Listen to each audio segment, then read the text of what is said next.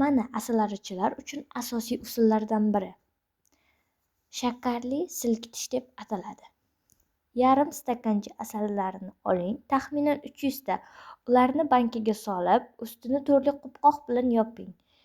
2 choy qoshiq kun shakar qo'shing. 30 soniya davomida silkiting.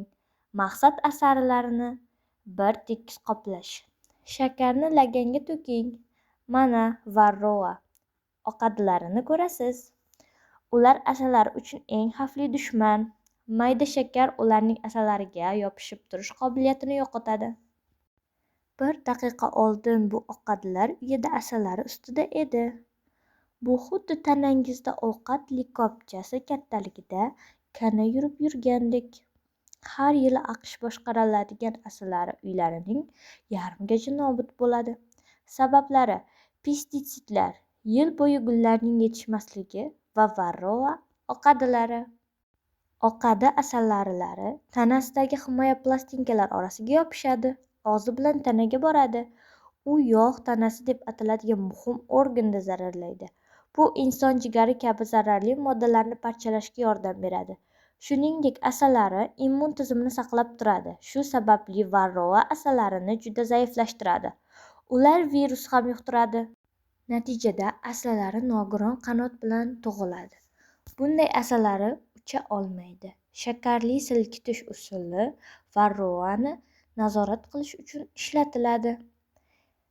Yarim stakan asalari ichidagi atiga 3 ta oqadi. 1 yil ichida butun uyani yo'q qilishi mumkin.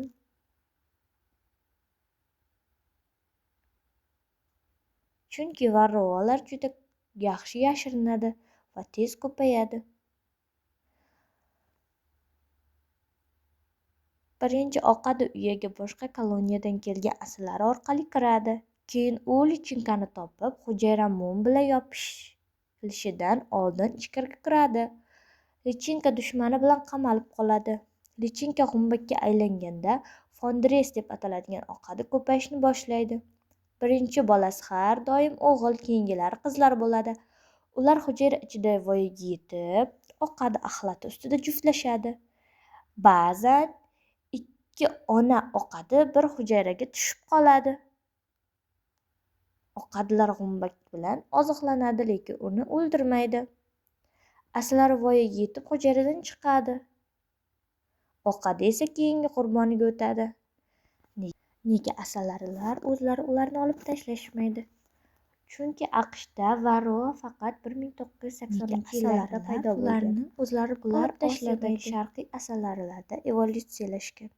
Shu sababli Yevropa va Amerika asalari hali ularga yaxshi kurashish uchun himoyaga ega emas. Asalarichilar shakar bilan silkitish usulida oqadilarni aniqlaganlarida uyani oqadilarni o'ldirilgan penitsidli tasmalar bilan davolashadi.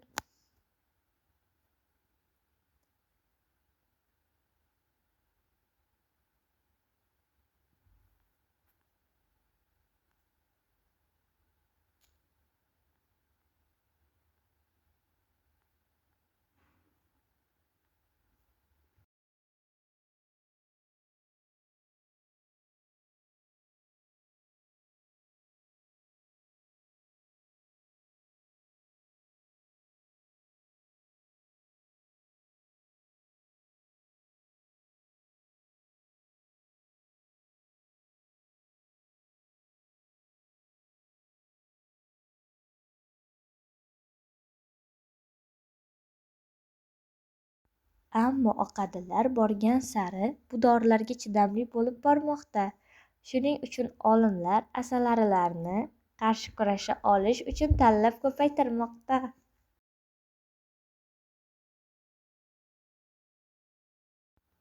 AQSh Qishloq xo'jaligi vazirligi va xususiy kompaniyalar oqadilarni hidlab topa oladigan asalarilarni ko'paytirmoqda.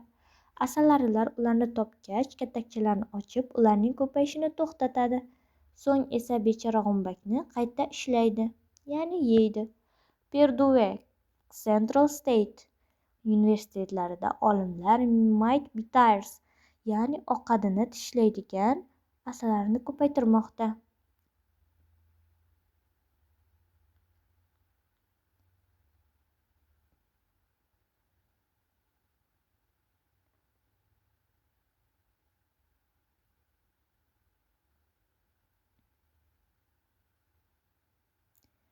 Erkak asalarilarni urug' spermasini yig'ib, ular bilan qirolichani sun'iy urug'lantirishadi.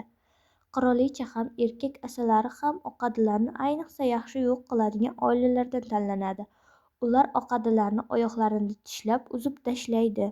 Bu azob beruvchi uchun dahshatli yakun va balki asalarilar uchun adolatli imkoniyatdir. Hey, nima gap? Siz uchun yana asalarilar haqidagi hikoyalarimiz bor. Masalan, asalarilar yer ostidagi uyalarni chang bilan to'ldiradi. Mana ularning chang shimlari. Ammo tekinxo'r pashshalar havoda turib o'z tuxumlarini shu uyalar ichiga tashlab yuboradi. Shuningdek, YouTube'da nimani yoqtirishingiz va nimani ko'proq ko'rishni istashingizni bilmoqchi. Tavsifdagi havola orqali ularning yillik so'rovnomasida qatnashing. Hatto yangi ko'rsatuv g'oyalariga ovoz berishingiz ham mumkin. Ishtirokingiz uchun rahmat va ularga diplom yubordi deb ayting.